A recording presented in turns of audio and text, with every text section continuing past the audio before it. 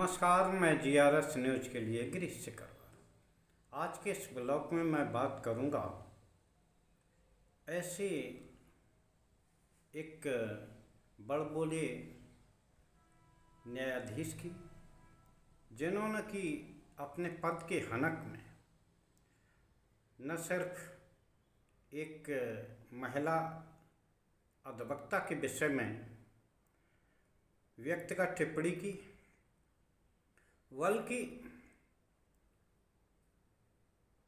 बंगलौर के एक हिस्से को, जिसमें खासकर मुस्लिम समुदाय के लोग रहते हैं, को पाकिस्तान कहा।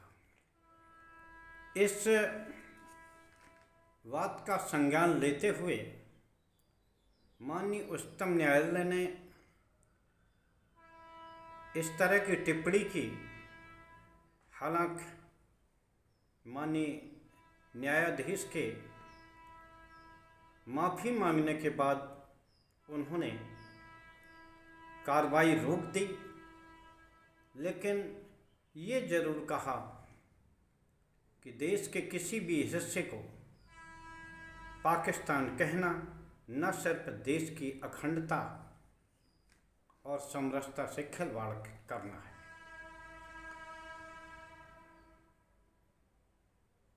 माननीय न्यायाधीश कर्नाटक हाई कोर्ट के न्यायाधीश हैं श्री सानंद जी।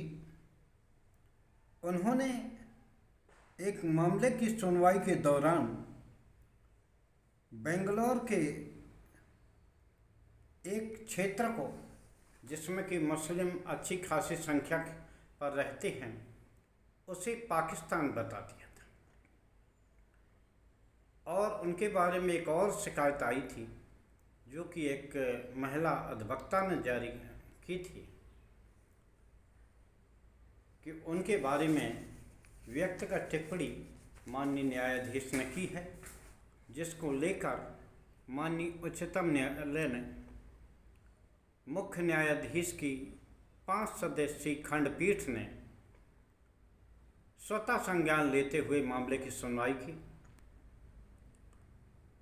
सुनवाई शुरू होती तो मामले की गंभीरता को समझते हुए माननीय न्यायाधीश ने खुली तौर पर माफ़ी मांग ली।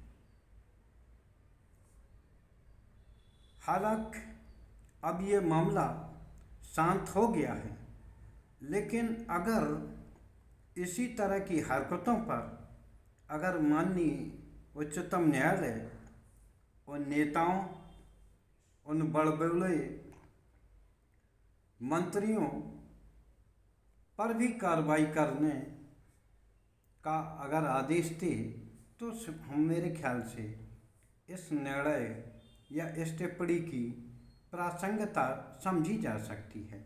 जिस प्रकार उन्होंने अपने ही अंग यानी कि हाई कोर्ट के न्यायाधीश के विषय में ही इस तरह की टिप्पणी की, अगर उसी तरह की टिप्पणी कई केंद्रीय मंत्री अभी ऐसे हैं जो कि दिन रात हिंदू मुस्लिम करते रहते हैं और मुसलमानों को ये सुझाव देते रहते हैं कि उन्हें पाकिस्तान चला जाना चाहिए। अब हालांकि वो मामला माननीय उच्चतम न्यायालय ने स्वतः संज्ञान के तहत लिया था, लेकिन अगर बड़बोले नेताओं पर भी माननीय उच्चतम न्यायालय अगर कुछ लगाम ले पाए, तो न सिर्फ देश की समरसता के लिए, बल्कि एक ऐसा निर्णय एक नज़ीर बन सकता है जिससे कि आपसी समरसता भी काफ़ी बढ़ जाएगी और उन बड़बोले नेताओं को भी एक सीख मिलेगी। आपको ध्यान होगा कि देश के प्रधानमंत्री तक कपड़ों से व्यक्ति को पहचानने का दावा करते थे। उनका स्पष्ट तौर पर यह संकेत मुसलमानों के प्रति था। हालांकि इसको लेकर भले ही भारतीय जनता पार्टी को कुछ वोटों का फायदा होता हो, लेकिन जिस तरह से मुस्लिम समुदाय भारतीय जनता पार्टी से निरंतर दूरी बनाता जा रहा है, निकट भविष्य में उसको निश्चित तौर पर इसका खामियाजा भुगतना है। मैं ये नहीं कहता कि केंद्र सरकार की सभी नीतियां गलत हैं।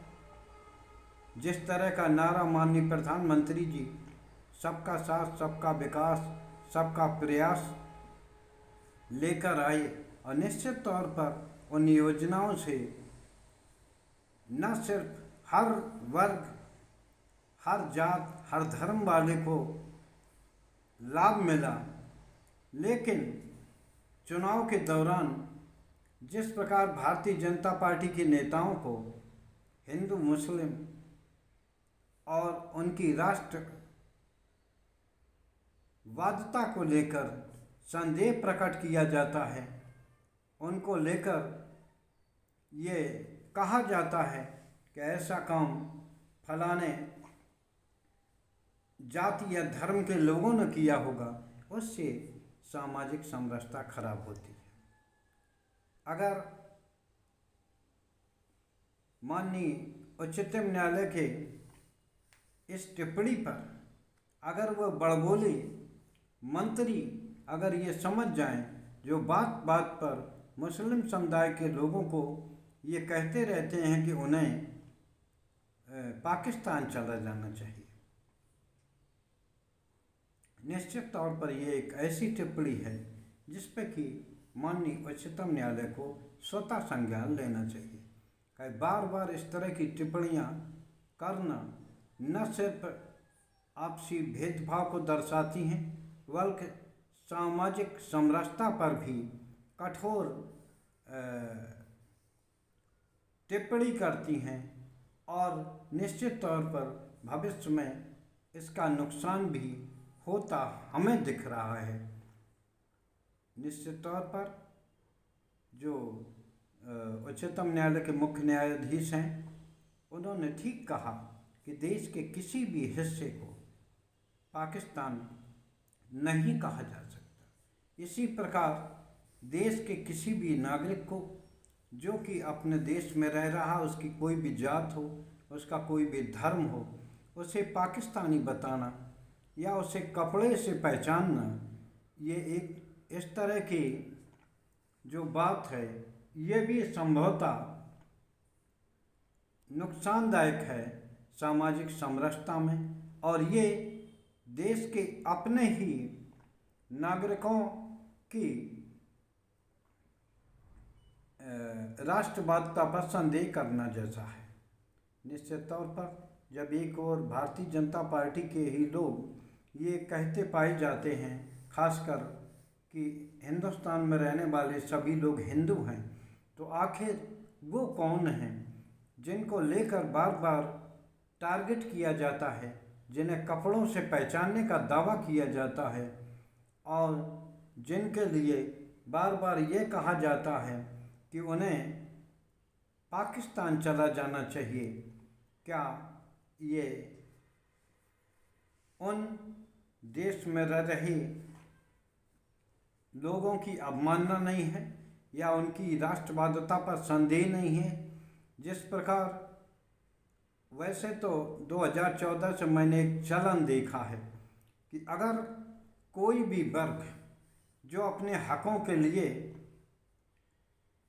सड़क पर उतरेगा या सरकार से कोई ऐसा प्रश्न पूछेगा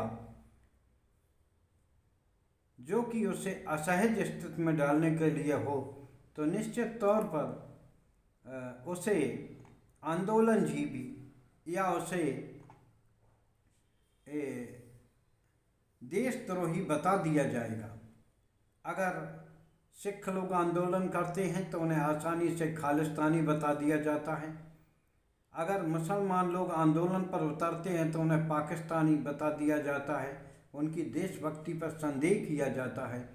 लेकिन माननीय उच्चतम न्यायालय ने जिस प्रकार की टिप्पणी अपने ही कुलीक यानी कि अपने ही व्यवस्था के अंग से जुड़े लोगों पर की है, तो निश्चित तौर पर ये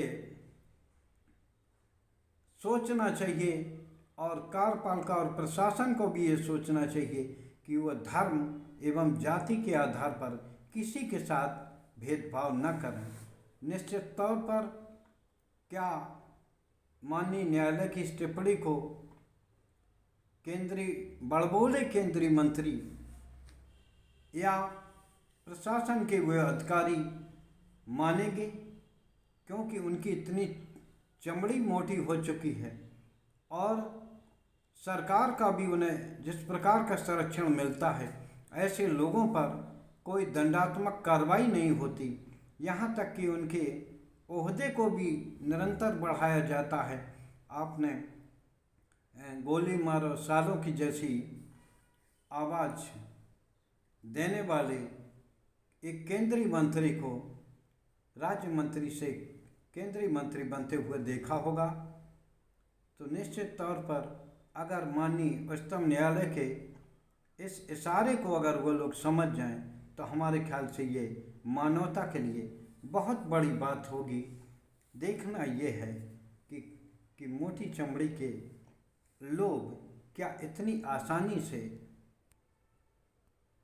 आपसी भेदभाव कराने, भाई भाई में झगड़ा लगाने, धर्म विशेष को टारगेट करने से बाज आते हैं। ये देखने वाली बात होगी। आज के ब्लॉग में बस इतना ही। जय हिंद, जय भारत।